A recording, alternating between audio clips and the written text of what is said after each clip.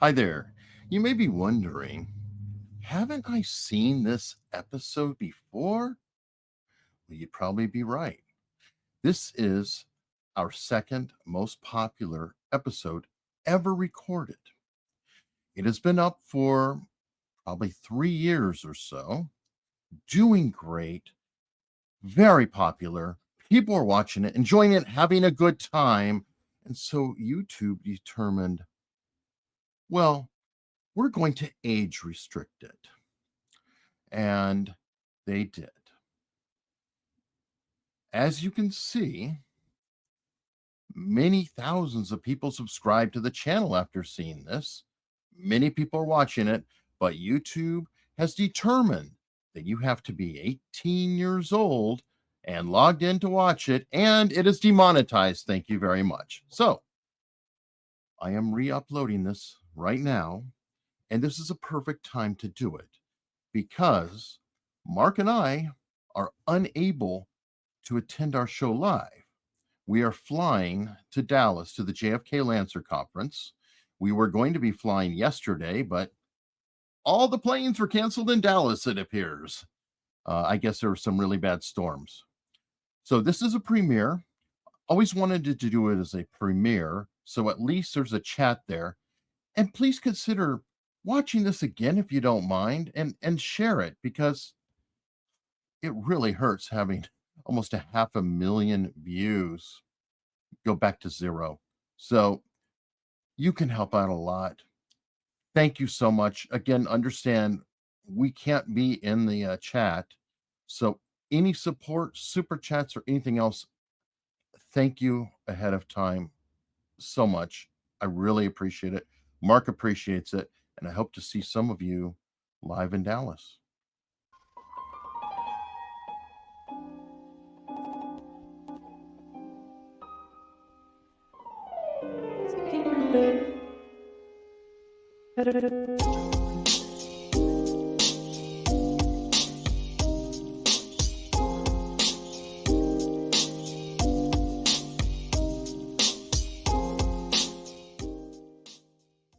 And he said it's going to be Lyndon Johnson. And of course, I got heart sick. I've reached the conclusion it would be the best judgment of the convention to nominate Senator Lyndon B. Johnson of Texas for the office of Vice President. There also continues to be much debate about why Johnson, the Senate Majority Leader, would take the job, seemingly a demotion. Again, there are differing opinions. Lou Harris heard one explanation from Earl Clements, the Senate whip. I'll tell you why Lyndon accepted this. Why? He said, well, Kennedy's got Addison's disease. He's going to die in office. Lyndon knows a Southerner will never get elected president. The only way they're going to get elected is if Kennedy dies. If he dies, Lyndon's the president. Well, there we go. That had the wrong disease. He didn't know that there would be a lead poisoning. Yeah, there would be lead poisoning. He thought it was going to be Addison's disease. Exactly. Way to go, Lou Harris. Pollster to the stars. No kidding. All right. Somebody typed in the comments, yeah, we're on the countdown to yellow. That should happen before too long, I'm sure. As soon as they saw JFK, they did that, right? And they haven't yet. They haven't yet, but don't worry. It'll happen. It'll happen. We'll say the word or say something wrong, but bullets. What are you going to do? What are you going to do? Bullets. All right. Well, this one, folks have been waiting for a while, man. They've been waiting. We said we'd get it last week. We didn't give it to them last week, so we need to get into it, I think. Okay. Well, there's a couple more after this. This is maybe too big, obviously, for one episode, Eric, but yeah, I think so. I think we have done the ladies. That was a kind of a soft entry into this story. Oh, I agree. And I think what we're going to do is leading up and then the cover up, right? Something like that. Depending on how much we get today, yeah, this is the lead up, and there might be a middle piece and then the cover up. I don't know how much we're going to cover, but yeah, the cover up will be a separate episode because it's a separate, incredible story. I mean, the cover up is separate by itself and very complicated. And obviously the lead up is complicated. I hope we can get the whole thing in today because there's a lot of information that you people in the chat. Yes, I'm talking to you. Hey, pay attention. They want your cup, man. Well, right. If you don't have your cup, they can't focus. Okay, here's the cup. Now let's get to work. We got to focus on the lead up to the story. And what Eric has shown you is the lead up to the story. You know, the 60 nomination of LBJ as vice president begins in a lot of people's minds the actual conspiracy to take down JFK.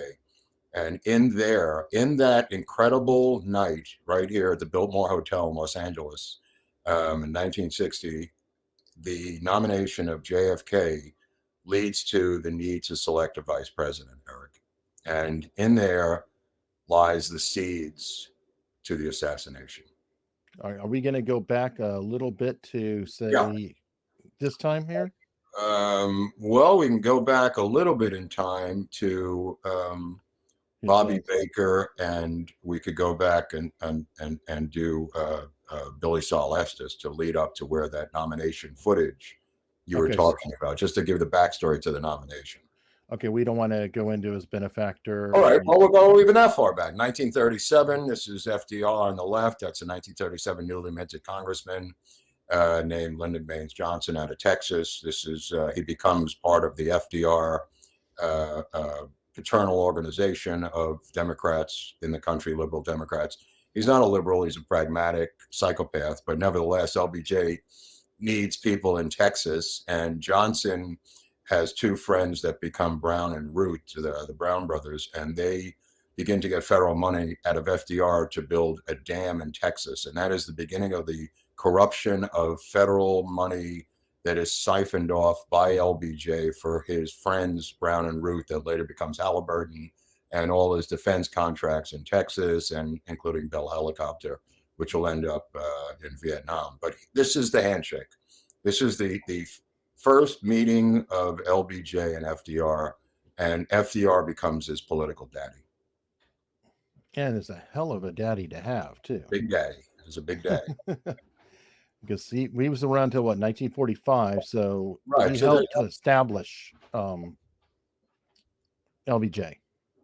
Oh, without a doubt. I mean, the money flowed from FDR through a guy named Tommy Cochran, who was his money guy, and that went to Texas to LBJ's patronage winners, who that's why he elected him, was to get that money and bring it back to Texas. Okay, and these same benefactors were not direct, but it was partly because of them that all this went down, right?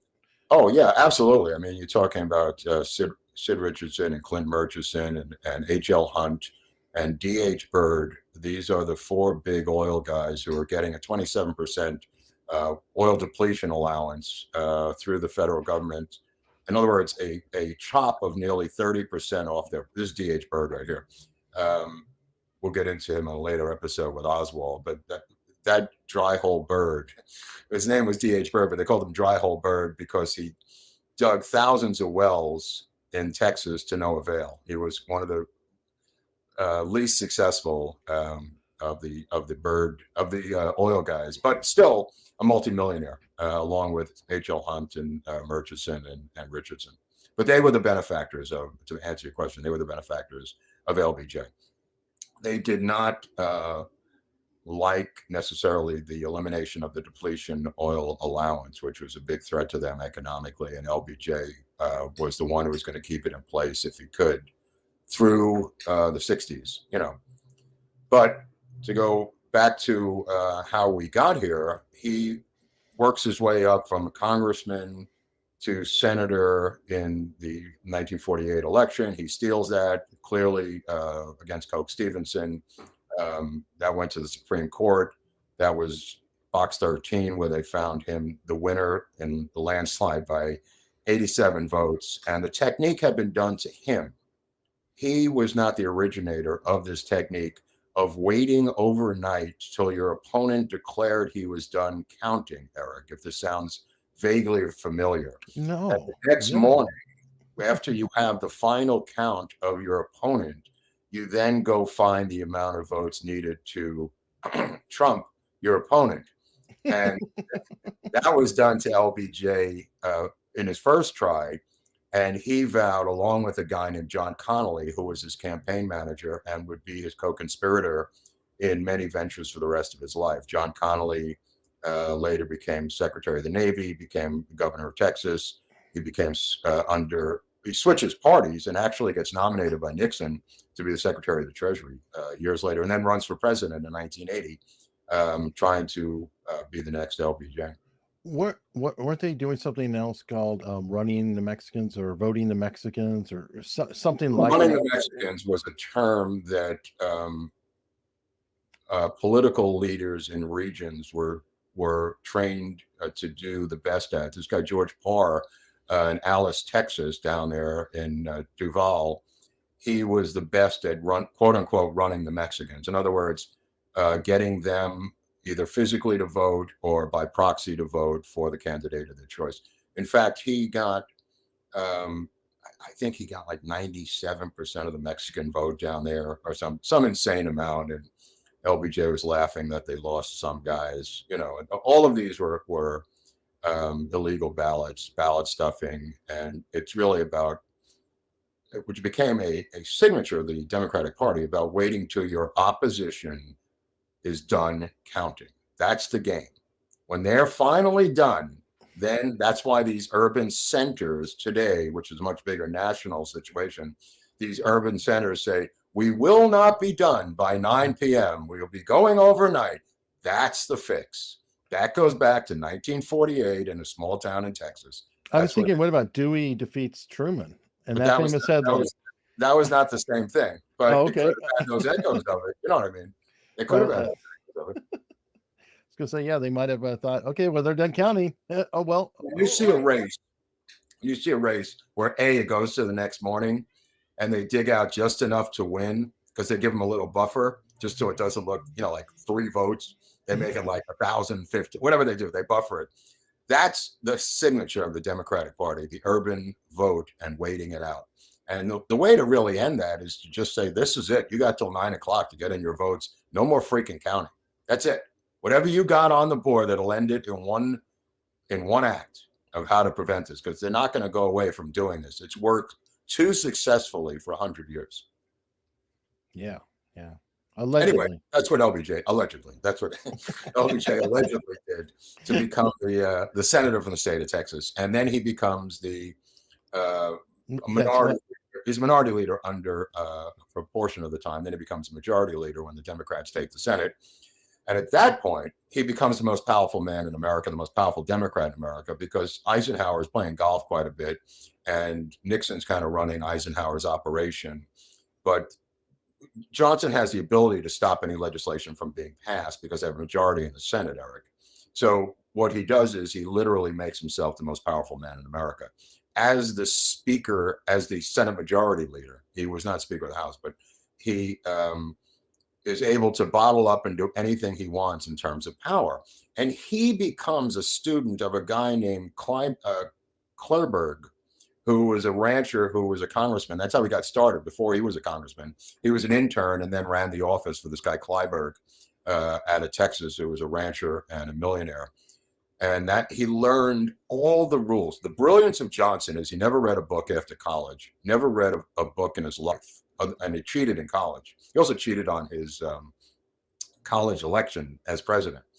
He bought votes in a college election as a student body, because you know how far back this goes. But nevertheless, he never read a book, but he had an intuitive knowledge as a psychopath and as a megalomaniac and bipolar, sex addict, alcoholic. I guess it comes with certain powers, certain additional powers of reading people and understanding weaknesses of people. And that was his super strength, was able and sucking up to old men. That was the other thing. That's what he did with FDR. And he was a genius at brown-nosing older, powerful men and becoming a supplicant to find out, not only so they can help him, but to find out what they knew about life, what they knew about politics, and to get as much information out of them as humanly possible, while being the biggest brown noser ever created in the world. Yeah, well, of course, he would brown nose up, and then everybody under him he would treat like complete, utter garbage. He was absolutely brutal to people. Just a bully, just an absolute goddamn bully who was a psycho. Yeah. You were telling me about that earlier, actually, that one way you could tell his people is that when they were acting on his behalf, they acted like him, but the rest of the time they might have been normal. Right. It was almost a dead giveaway. when he wanted, usually this is with illegal things, this is with corruption. He didn't need them to do his work on legal stuff. He could pick up the phone and do that himself. When he wanted to distance himself from the crime itself, he would have his lackeys like Connolly and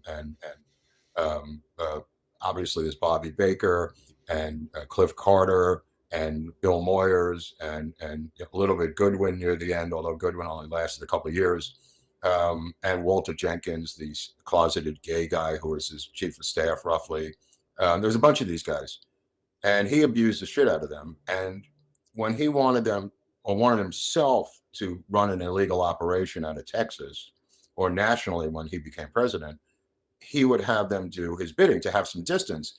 And inexplicably, they would act like him, which almost makes it a dead giveaway because they didn't act like that normally. Like Bill Moyers was an evangelical Christian, but he would act like LBJ screaming and yelling because it was done to him. It's almost like the Stockholm syndrome or something, or they're passing on the mistreatment, Eric. Wasn't Bill Moyers hired to be a quote chaperone because he was They're all chaperones. They were all chaperones, and a lot of them were gay, and he would use them to chaperone his different women around because they were safe.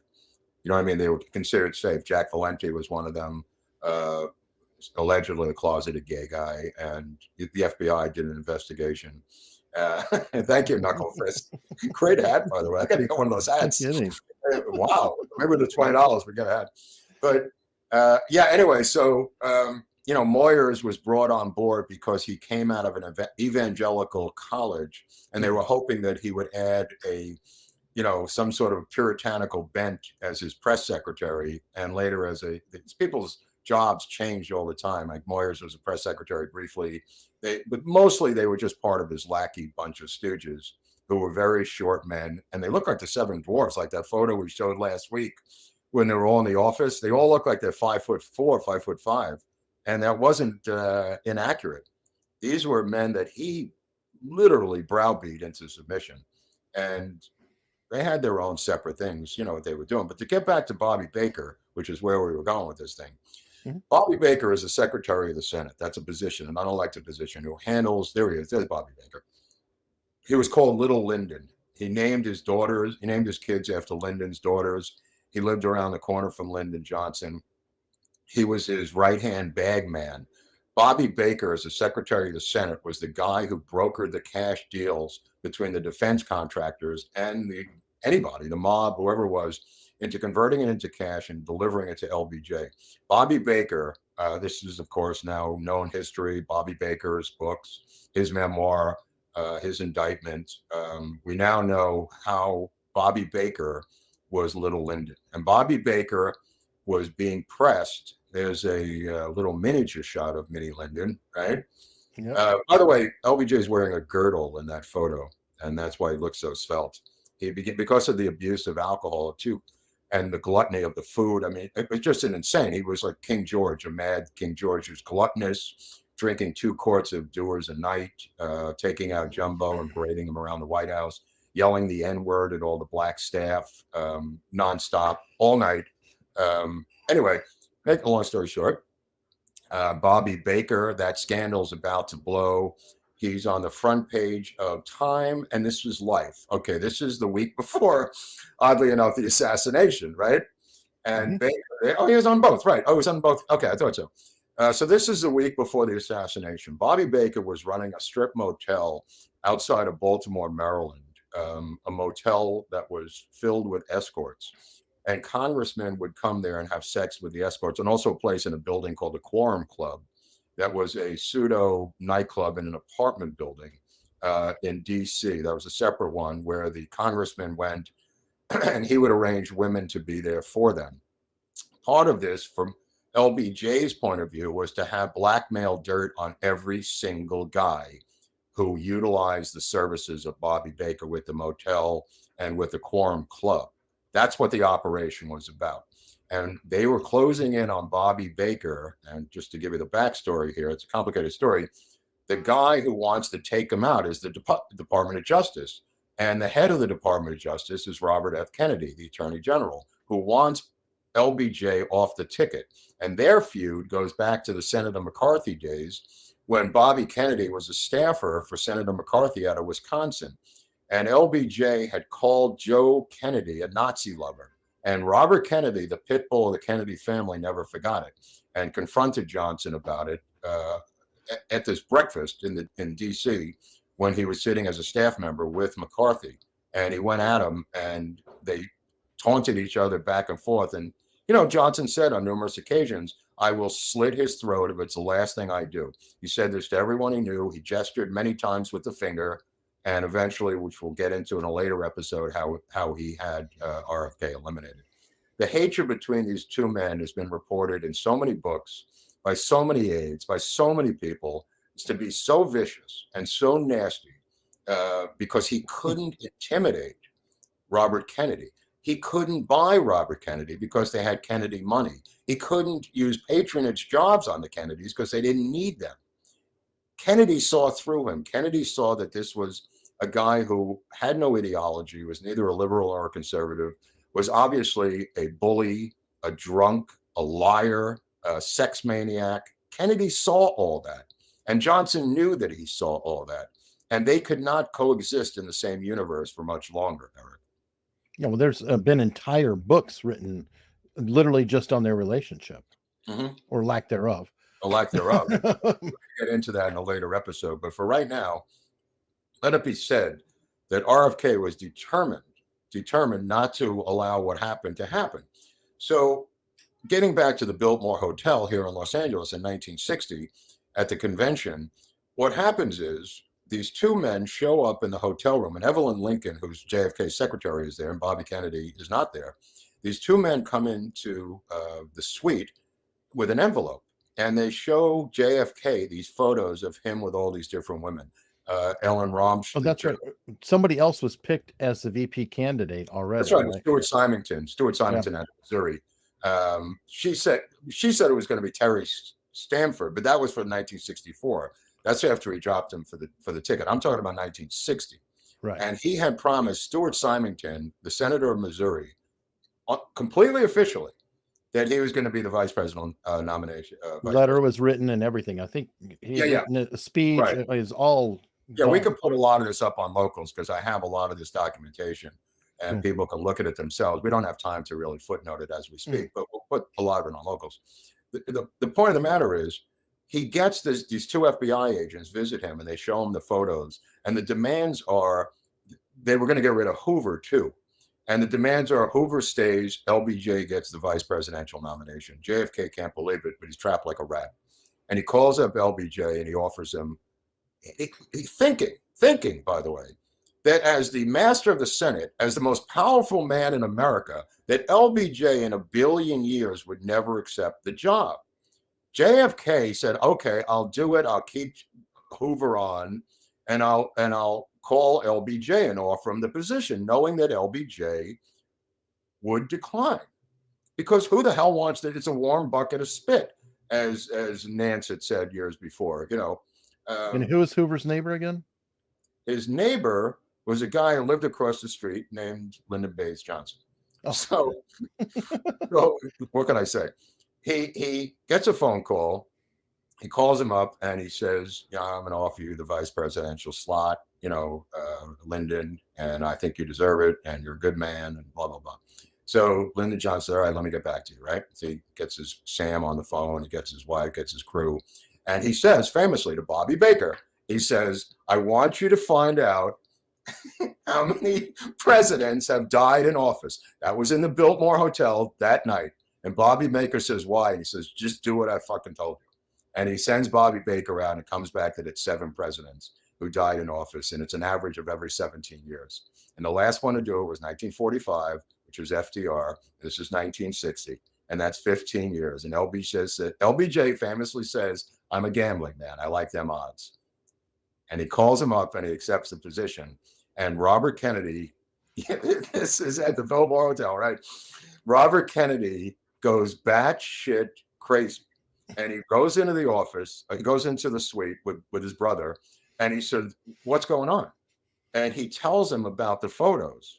And he also tells him that I never thought he would accept this. And Robert Kennedy cannot accept this because the hatred between the two men is so enormous that he just can't believe what his brother did. And his brother said, what am I supposed to do? I'm trapped like a rat here. I mean, we have no choice. So his brother begins to like assuage it, saying, well, he can deliver Texas, he can deliver some states. Bobby Kennedy could care less. And Kenny O'Donnell comes in. Kenny O'Donnell goes berserk. By the way, played by Kevin Costner in the movie 13 Days very well.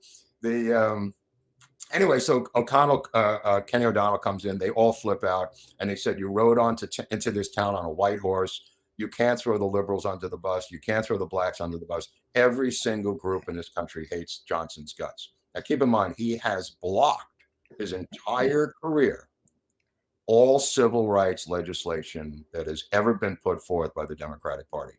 This is the legacy of LBJ up until that time. I mean, picking him would be, I'm trying to understand the most, conservative, I guess it'd be like Joe Manchin. It would be like picking Joe Manchin to be vice president instead of Harris. You know what I mean? If that makes any sense. So he's an uber liberal of JFK, and now they're trapped like a rat. So what does RFK do? He goes downstairs, he barges into the suite and says, I want you to pick up the phone and tell my freaking brother you're not going to accept it. And they're all there. Sam Rayburn there. All these guys are there. And Lyndon goes, oh, now come on, Bobby. Why would I want to do that? Why doesn't your brother tell me, Bobby? And he starts making believe he's crying. He would do this thing where he'd just start crying, LBJ, with real tears. And Kennedy is like looking at him going, what the hell's with the tears now? Because he was a real pragmatic guy, RFK. So he says, I can't do that. Your brother asked me to be the vice president. Now, come on, Bobby. Come on. And Kennedy, he just loses his mind. And of course, there's nothing he could do. What's done is done, my friend. That's how we ended up with him getting the nomination to be the vice president of the United States. And that is the beginning of the coup d'etat. Yeah, what a what a crazy psycho. And completely crazy psycho. And that photo you're showing is, he had debated against JFK. I mean, he had no chance of winning that. But I think this plan that they had, this political plan that he also said he wanted to be co-president. And oh, yeah, that's right. Right. And that was like a Dick Cheney thing that he wanted to do. And the Kennedys, of course, just laughed in his face once they were elected and, won that election. He came to them. I know still didn't find out that paper tips. Okay. Thanks, Evan. Anyway, so what LBJ does is he walks into the office the first day and he says, I'm here to be your co-president. So the Kennedys go, what? They go, and he writes a letter. He writes this letter to JFK explaining how he's going to be co-president, that he could run the Senate, he can get legislation through. In theory, not so crazy based on who he was. Mm-hmm. But they got McCormick now in the Senate, who's an old Kennedy ally. They don't really need LBJ to run bills through. And what happens is, like, Evelyn Lincoln would come in one morning, and Barnes would figure, yeah, right, sure. Barnes more than me. I don't know those legislation. He really knows that legislation, legal stuff, Barnes, but he quotes actual court cases. Those numbers are great. But, maybe I do know some of that crap. Anyway, so she catches him on numerous occasions, LBJ, coming in through the back door through the Rose Garden. Mm-hmm. And she's just going, sir, can I help you? He's rifling through the president's desk. And he said, well, I got a meeting with JFK and President Kennedy. I got a meeting at 10 a.m. I thought I'd get here a little early. And she would say, well, there's nothing on the books, Mr. Vice President. And they realized they couldn't even have him in Washington any longer. So they began to send him around the world. And like I said to you, he brought his cigarette lighters and pens with his name on it that he gave out to every peasant in India, Pakistan, wherever they sent this guy. He brought his giant king-size bed, completely dissembled, in Air Force Two, 100 cases of Cutty Sark scotch, and all of his other accoutrements with him wherever he went.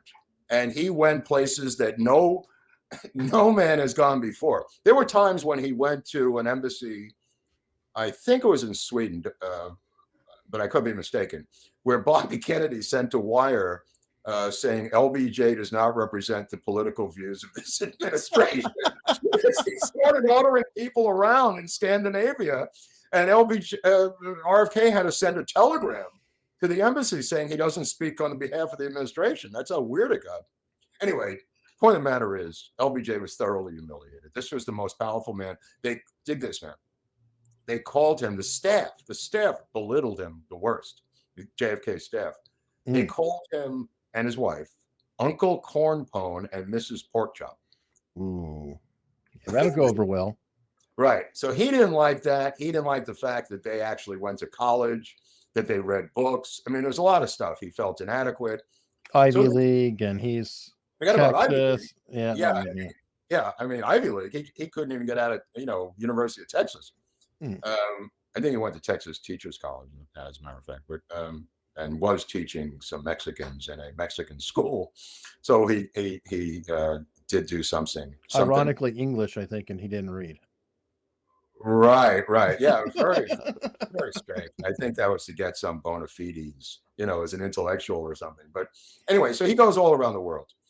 And when he comes back, every single thing is about crime. Now, today it's about power with the Democrats. Back then, it was power for the sake of criminal money and extortion and bribery and corruption. He didn't do this for the sake of power. He had power his whole life. It wasn't about power for LBJ. He had been a congressman. He'd been a senator. He knew power. It was about power to get money.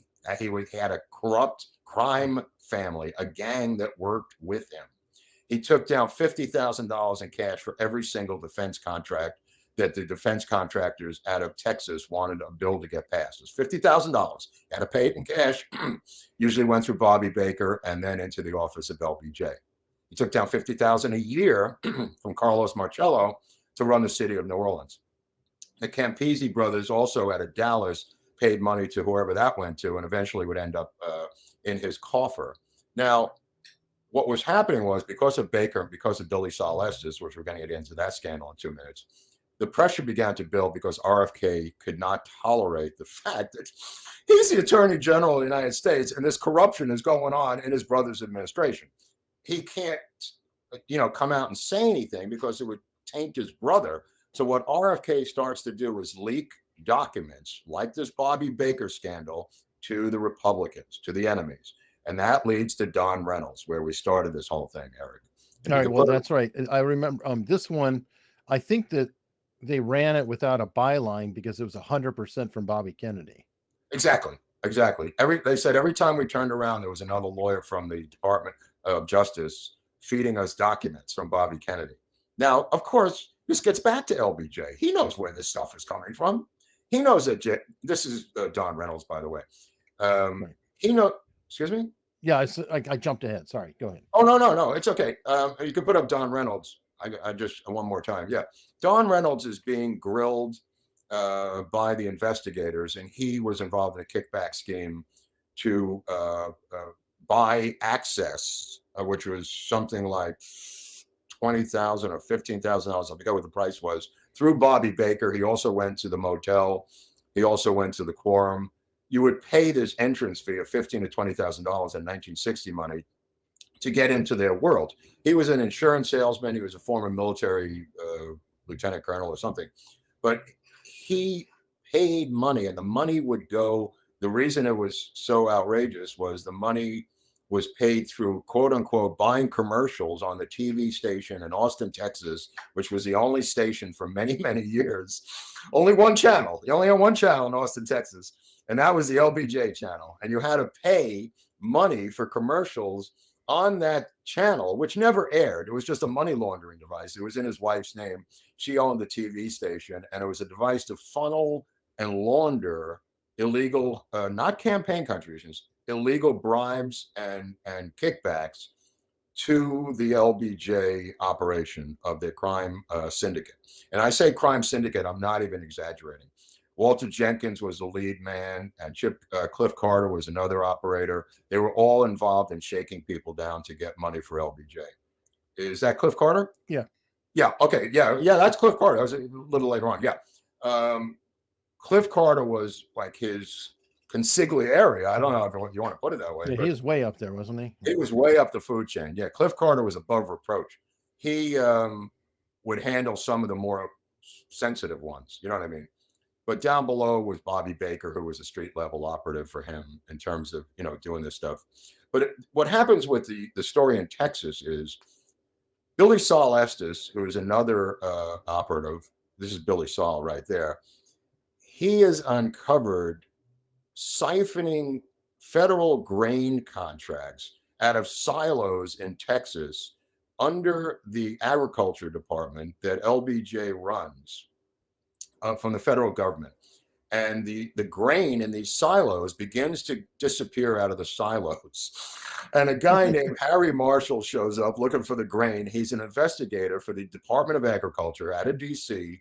And he says, "Where's all the grain we've been sending you?"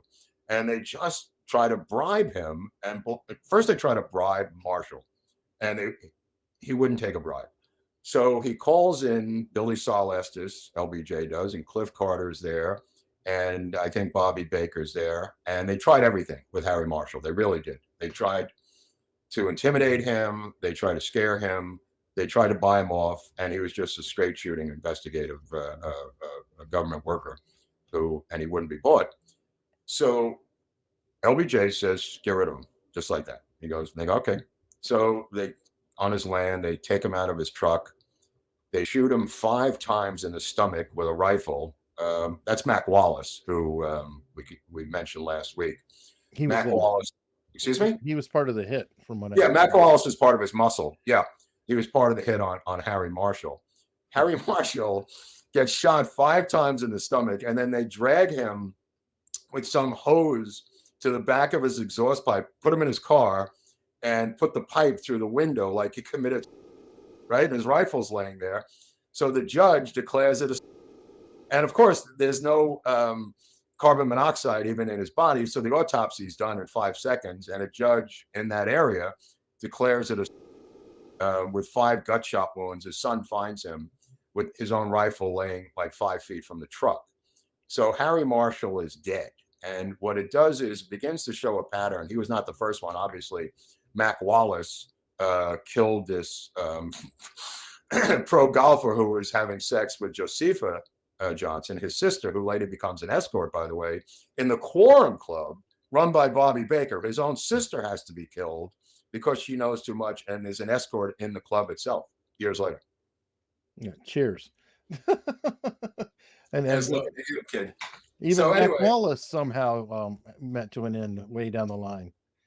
Eventually, every one of them is killed. And as I said to you, it's usually a single car crash collision of a beam or a bridge or something or a tree. And there's nobody around, and they all seem to crash. It happens to Lee Bowers, played by Pruitt Taylor Vince, who I did a movie with, who's a great actor, Lee Bowers in JFK, who's up in the terminal on the grassy knoll, the train switcher. That guy ends up single car death, hitting a tree. Also, Lee Bowers, who identified guys on the grassy knoll, but that's for another episode. But anyway, the death of Marshall does not do anything, and Billy Saul Estes now becomes a suspect in a scandal of the grain being stolen from the Department of Agriculture. Billy Saul Estes gets convicted. Johnson gets him the best attorneys he could get him, but he's got to go to federal prison, which he does. Takes his secrets with him. Very loyal, Billy Saul Estes. Mm-hmm. But years later, when he gets out in 1983, he goes before the grand jury, spills the beans, which will be later, not in this episode because it's too far ahead time-wise. But Billy Saul takes his crimes, Pecos, Texas. He literally ran the town, Billy Saul. He was a big fish in a small town. But anyway, so Billy Saul, and my Texas fans out there, they know this story. All the kinky fans out there and all the Texas guys, they know exactly what I'm talking about. They know LBJ better than any of us will ever know LBJ. Those legends are passed down grandfather to father to son in Austin, Texas, and in parts of Texas that this story is relevant to. They know who he was better than we did. And after the assassination, that's why the entire country thought, because of the right of ascension, being the typical, most common suspect is usually the guy who succeeds a political killing, is the guy who replaces him. And this usually in royalty, throughout history. You could go back to Roman times. Richard the Third, and Yeah. Not to mention a great thing we'll get into later about McBird, which is the play at the Village Gate off Broadway in 1966. That's a takeoff. I don't know if you have that poster or not, but there it is. There's McBird by Barbara Garson, and it's a play that unbelievably, like Macbeth, accuses LBJ of killing JFK in a play. And it was controversial at the time. And we'll get into that. Yeah, there it is, Barbara Garson. The interesting cast. Stacy Keach as him, Rue McClanahan, William Devane as Bobby Kennedy, Cleavon Little as one of the witches. An interesting. These are nobodies at the time, keep in mind. It's 1966. But anyway, so this play, the people knew is what I'm getting at. The people knew. This cover-up of Johnson took decades and decades. And Garrison, that clip you were showing me about Garrison when he was on the Tonight Show talking about, he said, why don't you ask your president? He knows what happened. He says that's going to start that'll start the next episode. Or the next episode, yeah, because that's like 1967. After the first episode, I asked wife to call me Jumbo. It said, no, don't give up. You know what I mean? Just thank you, brother. Take photos that are very close up. That's usually very effective. Anyway, so or get a tiny counterpart. A tiny counterpart, just right. Anyway, so the scandals are starting to close in on him, is why I'm getting at this. The scandals of Billy Saul Estes and Bobby Baker are being leaked to the Republican Senate investigative team, like the Devin Nunez's of the investigative team, this time in the Senate. And Don Reynolds is testifying about the situation of giving kickback money to these investigators. This is Don Reynolds, and he's in there with Van Kirk, who was one of the senatorial investigators, and he's got receipts, oddly enough, for all these things that he had to buy for Johnson through Walter Jenkins. And something happens later on in this story that ends this investigation, and it's the assassination of JFK by the man who he's testifying against. And he stands up, loads up his briefcase, and he says, "Sir, it's one thing to testify about against the vice president. I'm not going to testify against the president." And he leaves in the middle of the investigation. Now, keep in mind, it's symbolic because of how close in time this is happening. This is the day of the assassination, Eric. That's how fast this is moving on a train track. The Bobby Baker scandal, as you saw, that was from November 9th, that cover of Life magazine. They had a cover planned for November 22nd with both Billy Saul Estes and Bobby Baker on the cover. That's how real this was of Johnson being indicted. Forget about drop from the ticket. Forget about that. I'm talking about indictments of the guy going to jail. And for anybody who thinks that's impossible, I got 3 words for you. Spyro T. Agnew, who was dragged out of his vice president's office in manacles by the FBI for doing exactly the same thing LBJ did. Guys in muddy construction boots literally came off construction sites in Maryland and walked into Agnew's office with bags of money. That's essentially what LBJ was doing.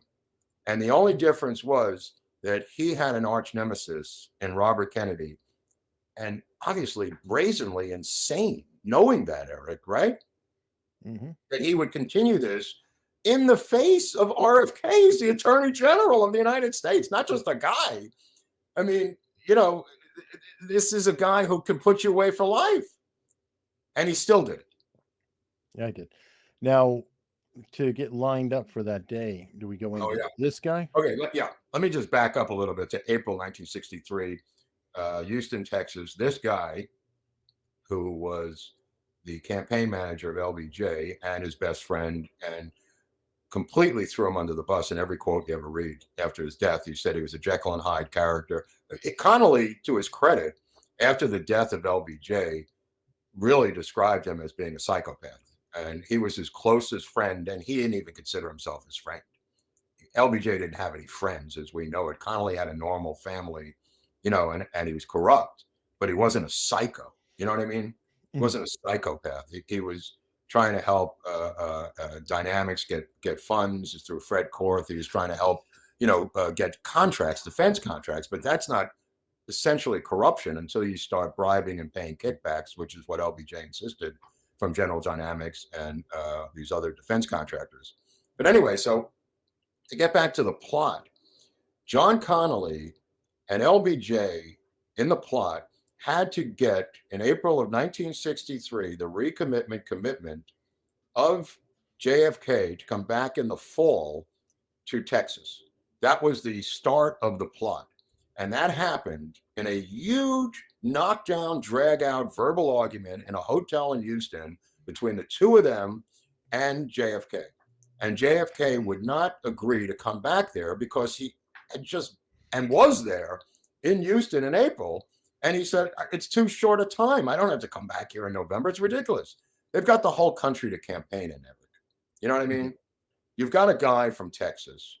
You've got a state that's probably going to go for you. You got California. And LBJ is supposed to deliver Texas anyway, so why should he have to visit? Texas anyway? So why am I? And Kennedy, who was pragmatic, said, "I don't have time for this." They wouldn't leave him alone.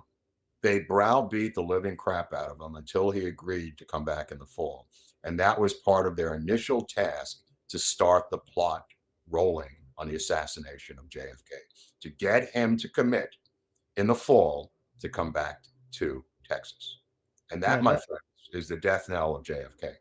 Now, not to one thing you told me earlier that I think is a significant data point that's scary is this guy a year before buying a building. Okay, so just you keep putting him up there, so I might as well get him out of your hair there. Okay. It's obviously your father, who. Yes, we're close. He's going to get credit. Obviously, Eric's father, so he wants to put him up there. This is D.H. Byrd. Now, you say D.H. Byrd. Well, what good could he do? Okay, D.H. Byrd is wearing a self-made military uniform because D.H. Byrd invented something called the Civil Air Patrol, and he ran it with people in the Civil Air Patrol out of Louisiana. And two members of the Civil Air Patrol were kids. And two of these kids, he wasn't a kid, but two of the members of the Civil Air Patrol were David Ferry and Lee Harvey Oswald. There's a famous photo of the two of them in the Civil Air Patrol, and that was run by D.H. Byrd. Now, D.H. Byrd, a year before the assassination in November of 1962, buys a building because he's a multimillionaire. He buys a building called the Texas School Book Depository. Just a weird coincidence. He's LBJ's friend. He buys the Texas, because who knows? You may need it in a year from now. You may have to seal the building and do whatever you want in there. So this guy, his best friend, of all the buildings, of all the gin joints in the world, you had to stumble into mine. He says, everyone comes to Rick's. So he buys the Texas School Book Depository. Big deal. You know what I mean? So Ruth Payne gets Oswald a job there, like he really wants to work in that building. You know what I mean? But anyway, so getting back to April in Houston, Connolly and LBJ get him to commit. Now, when Connolly comes back to D.C. in October, they keep making these plans seem like they're the ones running the trip to Texas when they have an advance organization in the White House that's huge. And it's run by a guy named Jerry Bruno, who's the advance man for the Kennedy administration. Jerry Bruno is their political guy who arranges the speeches and the things like that, as an advance man. So Jerry Bruno goes to Texas, and they find that the best place for this speech in Dallas is at what's known as the Women's Club, or the Women's Building, which is on the fairgrounds in Dallas. And my friends in Dallas know this very well. The rest of you might not. The Women's Building had only 3 doors, and it could be guarded very easily by the Secret Service. So you go, okay, that's a done deal. Up until November 15th of 1963, that luncheon was supposed to be held in the Women's Building at the fairgrounds in Dallas, Texas. And you say, hey, Mark, why is that important? Well, you got a big mouth. Why don't you tell us? All right, I'm going to tell you. Tell Quintessence. Okay, I'm going to tell you. We love you too. And $20, I really love you. So, okay, so you just say, well, what's so important about the Women's Building? Okay, the Women's Building is important for 2 reasons. One is it's easily defensible by the Secret Service. It's only got 3 entrances. Number 2, you don't have to go through Dealey Plaza to get through the Women's Building. You don't have to get on the expressway right there. You don't have to make that dogleg hairpin turn. that Cabell, the mayor of Dallas, implemented on the morning before the parade. You say to myself, well, the mayor of Cabell, that sounds familiar, Mark. Was he related to Cabell, the second in command of the CIA that JFK fired? That's right. It's the same guy. It's his brother.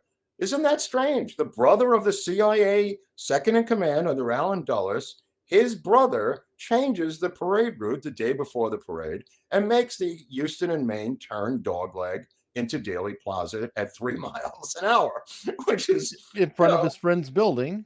In front of his friend's building as a tribute to his friend, I think, who may have been up in the warehouse watching the show. But anyway, Normal.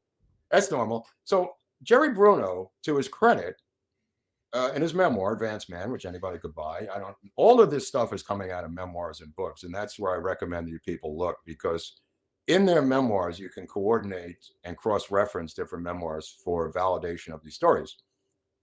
Okay, so he goes and he meets with Connolly, right? Connolly goes batshit crazy, demanding that the luncheon be held at the Trademark. And Bruno says, well, I've already made the decision. I told the FBI, I told the Secret Service that it's going to be at the Women's Building. Again, as you mentioned earlier, Eric, Connolly, acting like an LBJ clone, goes so berserk that Bruno doesn't know what to do with him. And at one point in the negotiation or discussion, Connolly picks up the phone and makes believe in a phony phone call that he's talking to the White House. And when he comes back, Bruno checks the records and there was no call. So that whole thing was phony. And the whole point was to get him to go to the Trademark. And you go, well, the Trademark, that's as good as another building.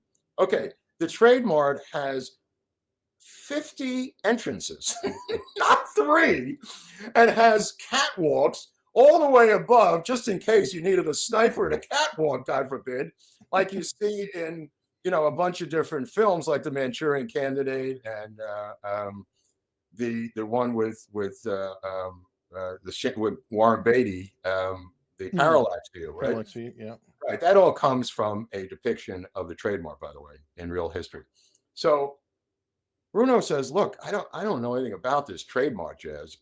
Everybody says the Women's Building is easier. It's defensible. We don't have to do anything. So his job in that respect, Connolly, is to get Bruno put aside and to convince James Rowley, the Secret Service, who's in on this with LBJ, to use the Trademark.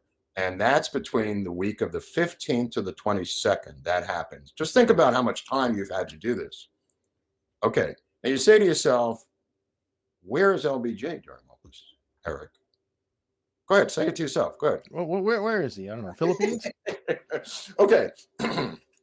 On the October 12th of 1963, LBJ leaves Washington to go back to his ranch for over a month to plan the parade of JFK through Dallas. That was the party line. He had to plan the parade for over a month. Now, this has nothing to do with the vice president. You've got an entire advance team and PR team and people who do this, but that was how weak the sauce was of the cover story of LBJ. And during that month, 5 to 6 weeks, up until the assassination, LBJ disappeared from public view and was on his ranch outside of Austin, Texas, where all these people visited him from all different walks of life, ostensibly related to this issue. I don't want to say because they'll take it. I'm sure that the Kennedy brothers are fine with it, though. They're probably like, oh, good, he's not here. I don't even think they thought about it. Right. I think it was the same thing. Anytime he wasn't there, it was like out of sight, out of mind. This guy was such a pain in the ass that anyway, so he was going to end this pain in the ass syndrome. And all these people, I think the plot, the nuts and bolts of the plot were brought to him on the ranch during that 5 to 6 week period between October 12th and November 22nd by people who were involved in this thing. And it wasn't everyone. I think it was like-minded people that he was able to suss out. David Atlee Phillips down in Mexico City might have been one. Obviously, H.L. Hunt and the Texas guys were the ones he was in Texas to meet with. H.L. Hunt, Richardson, Murchison, D.H. Byrd. That was his crew. Connolly, they were able to then operate in Texas. Now, keep in mind, the entire plot hinges upon LBJ getting him on his soil. his turf, his land, the place where he controls the machinery of politics, the machinery of law enforcement. Every single thing hinges, and he's got that done.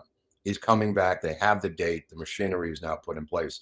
The final month is when the nuts and bolts begin to really turn. That's when the wheels really begin to turn. And that's why he retreats to his ranch. It makes sense. All Yeah. the way up to the night before, right?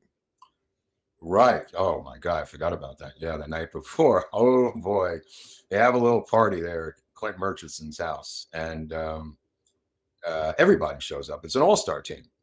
J. Edgar Hoover flies in from Washington. Richard Nixon's there because he's supposedly meeting with the Pepsi Cola Bottlers Association. He wants to be their lawyer or something. In fact, the day of the assassination, the front page of the Dallas Morning News that morning had a headline saying Nixon predicts JFK to dump LBJ in second term. Oddly enough, not a coincidence. Mm. And he had already picked Sanford, according to Evelyn Lincoln, Terry Sanford, the senator from North Carolina, to be his second running mate in '64. And that's where Evelyn Lincoln said that when he left for Dallas, the last thing she said to him was, "I'm dumping LBJ from the ticket in '64." That was the last thing she said. He said to her, according to her memoir, 12 years with JFK. Now at that party, she was at that party, right? Oh yeah, that's a good photo of her too. That was like, probably a little bit after that time, or maybe even before. I don't know. That's Madeline Brown. Madeline Brown, 20-year mistress of LBJ out of Texas. She has a child with him who, unfortunately for LBJ, looks exactly like LBJ. And look, he died mysteriously too.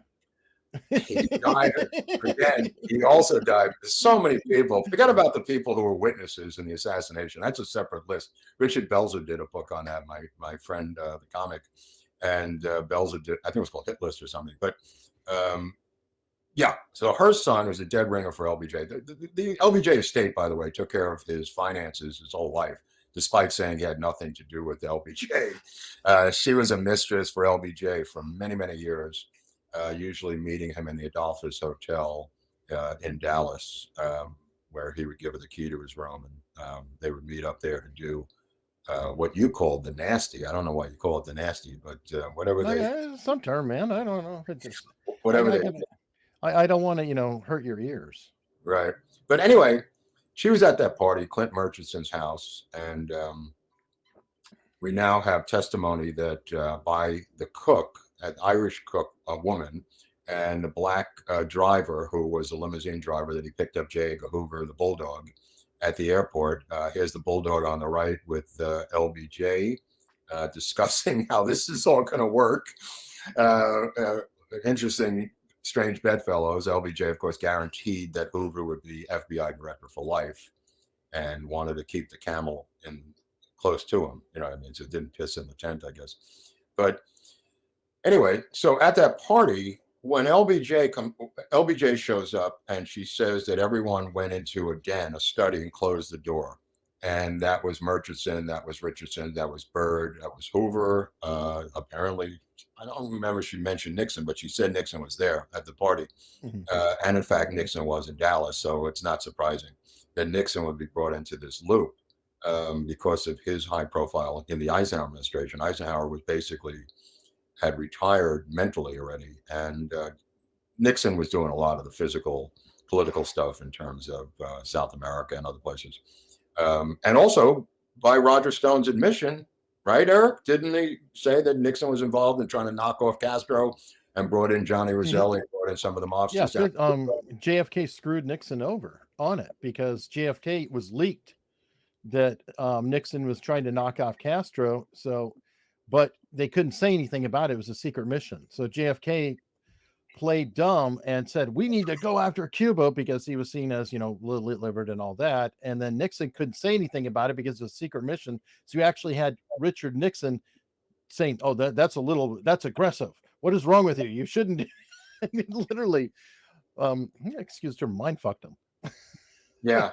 No, it's an interesting, that was in their debates, right? When, yeah. It was a debate. Sweating under his lip profusely. But Kennedy looked cool with the cucumber. Yeah. So anyway, they have this meeting, and when he comes out of the study, LBJ takes Madeline Brown and says, "After tonight, the Kennedys will never embarrass me ever again." That was the quote. And then in the morning, he said it again to her in the following morning. And the following morning is really interesting because they are in Fort Worth in a hotel. They're going to take the short jag flight to Dallas to the airport, and in Fort Worth in the hotel room, it is decided, or I guess not decided. Kennedy never decided anything. He knew what he wanted. He wanted Ralph Yarborough, the liberal other senator from Dallas, to not sit next to him in the presidential limousine. He didn't need extra liberal support in Texas. He needed conservative support in Texas. So he insisted that John Connally, and just assumed, he's the president, he'll decide, whatever. He wanted John Connally and his wife with him. And LBJ went berserk. And Jackie Kennedy in her memoir said it was the loudest fight I've ever heard my husband have with another man. How important was that to LBJ? Like, why would he give a shit? He was putting his best friend, or actually his underling, in the line of fire. Now, Connally knew this. You got to give Connally the props of having the courage to, first of all, be told by LBJ, by the way, everything's on. It's beautiful. Green light. Here we go. You're sitting in front of him. And he goes, now what? What was that last part? Yeah, you're going to be sitting in front. Don't worry. This guy's a marksman. Who? He says, I don't know. I can't tell you. I don't know his name, but he's really good. What the hell? I'm trying to think about Sean Connally, who yells out as the bullets are coming in, they're going to kill us all. They're going to kill us all. That was his famous quote. They are going to kill us all. They just blew the head off of the president. What was Johnson doing this whole time when they were doing? Now, that's a good question. Now, Johnson is 5 cars back, and he's got the microphone, the speakerphone of the Secret Service draped over the back of the seat, and he's ducked down listening to the Secret Service chatter as Rufus Youngblood is in the shotgun seat. I hate to use the word shotgun, but he's in the shotgun seat in the front. That's the safe car. Yeah, he's sitting in that shotgun seat. And Johnson, this is not just as the shots rang out. This is the entire turn from Houston and Maine. He has the microphone draped over the audio mic, and he's listening to the Secret Service. Of course, that's normal. That's what Mike Pence used to do when Trump was on a parade. He had the Secret Service mic. Anyway, so his wife's sitting next to him, and there's Ralph Yarborough, who hates LBJ's guts. He's forced to sit next to his arch nemesis. And Yarborough, to his credit, was an ideological liberal who was actually well liked by the Kennedys, but of no political value. So you get to sit in the car with LBJ. All right, you can do a big deal. Short stick. But the fight, the fight that LBJ had to get Connally out of that car. Again, every one of these incidents in the next episode will give you about 20 more. The anguish and fighting and yelling that LBJ and his cronies do involving the assassination not only indicates how involved they are, it really is a red flag, Eric, of their involvement in it. Because these things are so preposterous, they make no sense. The thing with Connally and Jerry Bruno about the building. I mean, there's so many. It's the quantity of them too, though. It's not one thing or another, but it's about 35. Another. 30 to 35. Right. And this happens immediately after the shooting too, when they all branch out to call a different guy in Dallas and in Texas. But we'll get into that part. We're not going to get into that because that's the next episode. But just to finish up on this, Connally is forced to sit in the death car, and I've always thought that took a lot of courage by Connally to know at some point hell is going to rain down on that car, and that first bullet, which obviously, you may not have heard the first bullet because I think they were using silencers on the rifles. But the first bullet comes through the windshield and hits JFK in the throat dead on from the grassy knoll. Just comes right. And the windshield, of course, the car itself shipped to Cincinnati immediately after the assassination on the orders of LBJ to be cleaned out and have the windshield replaced. We'll get into that. We don't want to tip anybody off. That's in the next episode. if you like this episode, you want to send some PayPal money, I could buy some more books. But right now I've run out of story. I don't even know how it ends. Oh, thank you, Dan. Finally, election rigging deserves its own show. Absolutely correct. That's a separate issue. But I appreciate the donation. Thank you so much. But yeah, anyway, so when Connolly and him leave the hotel in Fort Worth and fly on the short jag to Dallas, and the limousines pull up, that's when James Rowley and Floyd, the other Rufus Youngblood, who's his bodyguard, and Floyd Boring, if I remember right, Vincent Salandra is one of the great researchers in this area, as is Robert Morrow, to give him credit, down in Austin. Robert Morrow has dedicated his whole life to LBJ killing Kennedy. I got to give a shout out to him. And Vince specializes in the Secret Service. Each researcher that I know over the years has specialized in one area of the assassination. And that's their claim to fame. And Vince is the guy who specialized in the Secret Service. But nobody has hunted down LBJ as the killer more than Robert Morrow. Although, Roger Stone has now jumped on the bandwagon with his book, which is Johnny Come Lately, was written by someone else, but he just cherry picks out of all the other books. But Philip K. Nelson, I think, did The Mastermind of the Assassination, which I was going to say next, is the Bible. If anybody wants to read a book, I mean, it's a long book, but if you really want to get into the weeds of how LBJ did this, Philip Nelson's book, Mastermind of the Assassination, LBJ, Mastermind of the Assassination, is the Bible for this. There's also Joaquin Jostin, who was Dutch, became an American citizen. He wrote some of the early research, early books, 1964 books, along with Mark Lane. But others who fingered Johnson came early on, and then later with Nelson. But first anyway, fingered him were the KGB, if I recall. The KGB also in 1965, they released a document that somehow J. Edgar Hoover got his hands on that said, hey, by the way, Lyndon, the KGB thinks you did it. And they didn't release this. They didn't use it for propaganda purposes. They knew how volatile saying something like that would be. This is an internal KGB memo that all of their internal investigations as the KGB, internally, all roads led to Lyndon Johnson. And that's all coming up. That's all around, because there's so much, and it does. The second half is super important because it just reinforces the first half. It's like, okay, we just did all the lead up. Here's all the players. Here's the intention. Here's the plot. Here's everything else. Well, second part's the cover up or lack thereof, depending. The lack thereof or the cover up. I'll just tell you this: the phone call between Hoover and LBJ the next day is really telling. And November 23rd, 10 a.m. in the morning. The phone call's been destroyed. The tape has been destroyed. You can listen to it if you want, and you'll hear just clicking now. You can actually listen to the tape. It was mysteriously erased, but luckily we have the transcripts that have been published and gotten under the Freedom of Information Act. And the transcripts, just to summarize, and we'll put them up on Locals, I have the actual documents, which we'll put up on Locals for those who want to read it. It's J. Edgar Hoover saying to LBJ that the man that they have photos and audio tapes of in Mexico City is not Lee Harvey Oswald. And LBJ goes, what? And he says, that's right, it's an imposter. This is the head of the FBI saying there's an imposter, admitting that the tapes, audio tapes, the phone tapes of him calling the Soviet embassy, supposedly looking for safe harbor, safe passage to Cuba to start World War III, ostensibly, are phony, and that's from the CIA out of David Atlee Phillips' Mexico City station down there, where they have photos of another guy and claiming that he, as Hoover now knows, is not Lee Harvey Oswald. And the CIA sent it to Hoover the day of the assassination.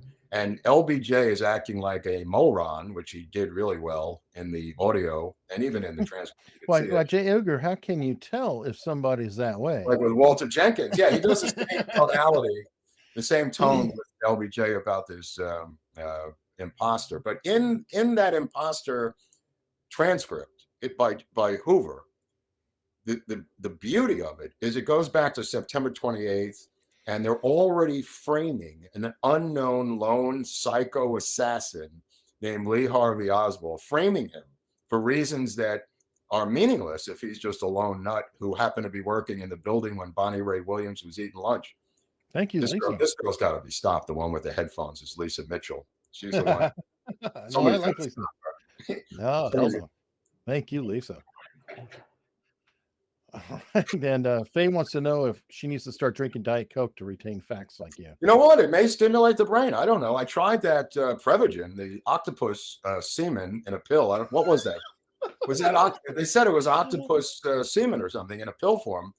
It didn't really do anything to me. I don't know, but other substances I think should be explored as to stimulating memory. I am really interested because my short term is gone, but the long term seems to be getting stronger.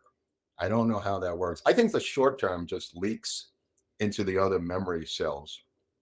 Somehow it forces the long. I mean, I'm not a doctor. I don't know. Thorough disclaimer for YouTube. I don't know anything about memory. I don't know how the brain works. I have no claim as to knowledge of the brain or memory. I'm not an expert. But everybody remember to subscribe. Oh, yeah. While you're here, hit the like button. What is so hard for them to do this, Eric? I don't know. Every week it's slowed down. It's slowed down. Right. It's Every like, week you say this, and I think they just laugh it off and they go and get a sandwich as soon as the show's over. Maybe. I mean, I guess I'll go to the other leap and, unstructured.locals.com. We're going to be putting stuff up. That would help. That would yeah. really. How much is that? How much does that cost? It's it's free to follow. $5 a month if you want to support. And some documents You're basically saying the money that they find in their couch could allow them to read actual documents and scripts relating to these subject matters, thereby being able to pass it on to the grandchildren that they love so much historically and keep America's Untold Stories going into the next generation. Exactly. For $5. And they're refusing to do this under. Apparently. That's insane. Who would do that? And not all of them are. I mean, there's some heroes in there. Okay. If they want to PayPal me so I can go find this Mothman, how can they do that? Look in the description. There's PayPal links. Okay, you can also get the word out and buy some merch and, wear the logos and people can see them and say, where did you get that cool shirt? What does that cost? It ranges, I'm guessing like $18-20 for a shirt, something like that. So it's chump change, you're saying. They could be going to a Super Bowl game wearing America's Untold Story. Yeah, it's not fancy stuff like your custom shop. It's right. It's very reasonable. It's about the equivalent of a beer at the Dodgers game or something. Oh no. The merch. I thought you meant the membership. Yeah, right. I think the beers are like $25 or something. Exactly. So I was gonna say you could buy a beer at Dodgers or you could buy a T-shirt. No. Just to park at LAX, I think is $50 a night. Just so you know, in case you people there want me to find the Mothman, you're going to have to help me because this, you'll get good results. We're also going to do Abraham Lincoln, right? In a couple of weeks. Yes, we are. Well, how are we going to pull this off, Hunley? Well, we're going to finish up LBJ, and then the following week, for President's Day, we'll go into a definitive historic conspiracy that everyone agrees is a conspiracy. They just don't talk about it a lot. I wonder why they don't talk about it, because they want to heal the South, or was it a healing thing? Probably. And have you seen all the parallels though too that are funny or not funny, but just interesting? Like Lincoln had a secretary named Kennedy. Kennedy had a secretary named Lincoln. All that stuff. That's not true. That's an urban. Yeah. Well, those are the fun ones. So we'll set the record. It's so much fun. It's not true, but we'll get into some other things about John Wilkes Booth. And all I could say is, John Wilkes Booth is an actor from an actor family. This would be the same as Alec Baldwin assassinating Donald Trump in historical. No, it's actually even more so. It'd be like let me just tell the joke. It'd be like Brad Pitt. I was going to say he was. No, but I'm saying Brad Pitt has no brothers who are actors, right? Well, this is true. The little bit. What I'm saying is John Wilkes Booth and his brother and his father were like the Barrymores of their time. Right. So the equivalent would be a politicized Alec Baldwin hating Donald Trump and killing him in a theater in D.C., a movie theater where he's watching, let's say, Taxi Driver or something. If you can get your mind around that. I can get my mind around that. Okay, because that's how big John Wilkes Booth was. He was not an obscure actor. He was the equivalent. The whole point of the story, he was equivalent of Alec Baldwin. Bigger, I think, at the time. Maybe bigger. Okay. That's why. That's what I was saying. Is that he was closer to a Brad Pitt or something. During the war years, he didn't work as much because there was a civil war. But that being said, he is now remembered not for his plays, not for his wonderful stage acting, Eric. Well, only one play. Well, at Force Theater, yeah, Force Theater. But he was a working actor, and his brother was big too. And he had a lot of help in the assassination. We're going to get into that, but we're going to do an LBJ before that, or no? Yes. We'll do the second half of this next week. Oh, second half, the cover up, as you were saying. Yeah. Okay. And then Oh, roll cover into up. the. That's good. Oh, and then Friday, we're probably going to do a Baldwin. There's stuff coming in, another lawsuit. According to the lawsuit, somehow Alec managed to shoot and kill Hannah Reed. Very interesting. What is that? I'm not kidding. What? It was literally written in the lawsuit. You shot and killed Hannah Reed. Was that a mistake in the lawsuit or something? Yes. Oh, a typo. That's Hell of fun. a typo. Many letters. I'm in a hurry. I got to get this out by 9 o'clock. Let's go. We got to sue him by 9. You got it all right? Yeah, I proofread the entire thing. Let's go, Chief. All right. Well, we did the best we could today with limited knowledge. I hope that people got something out of this, and For sure. are willing to subscribe at least. You savages. Come on. Let's go. Let's go.